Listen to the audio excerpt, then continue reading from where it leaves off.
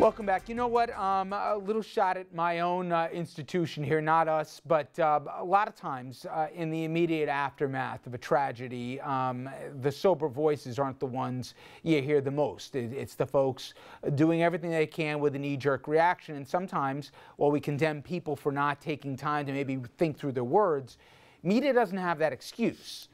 And yet, they'll go wherever they're going to go on this. And for me, I just got to tell you, I'm flipping through all the channels, seeing what everybody's saying. There was an interesting cross-section of opinion, some very critical of the mayor, some very critical of what both Lynch had to say. But all of a sudden, I see Bernie Kerik and, you know, Bo Dietl, with all due respect here, making determinations that it's time that the mayor be removed from office.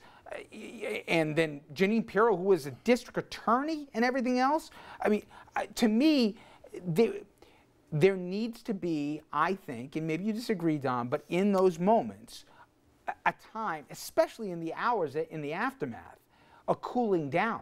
But now, in this day and age that we all live, where everybody's got to get their little niche, people are getting the kerosene cans out, and they're pouring it onto fires. And I just think to Scott, when you're in these positions and you're trying to handle a crisis situation, that's the last thing we need right now. But I don't remember being it like this.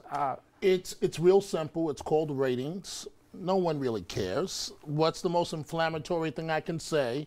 Not to imply that this is the New York Post. I would never say the New York Post. Me, Dominic Carter, say the New York Post inflammatory? No! But you have media outlets, former Commissioner Kerik and others, that will basically tell you whatever you want to hear for the television show's producers. These producers are the ones that plan these things. Oh, you want to hear that? I'll tell you that, no problem. And then they say it. That's it. Ratings. It's that simple. Well, except that what happens is you get a person who's deranged already mentally. I agree. And you begin to use rhetoric like that, and you embolden action. Yeah, we agree. That we just saw. We agree. And so if you are out there trying to get ratings and you create, I mean, you know, kill the cops was where people were yelling and screaming.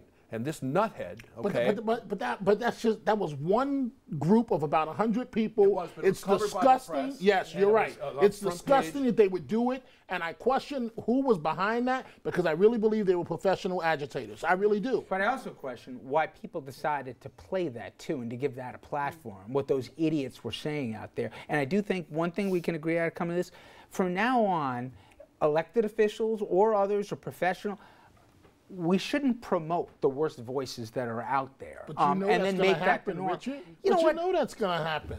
I mean, if you're fighting that battle, we're both done. I mean, well, that train then left the station. You can't promote it, but you can't totally censor it either.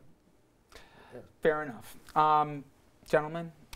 Madame. I get in trouble saying, I said ma'am once, you almost smacked me. So I'm not that you're old, not a Richard. man. Definitely not. Youngster, whippersnapper. All right, thank you all. I appreciate the time here, and that is unfortunately all the time that we have for tonight. We're going to certainly continue this conversation tomorrow night at 6 o'clock as always.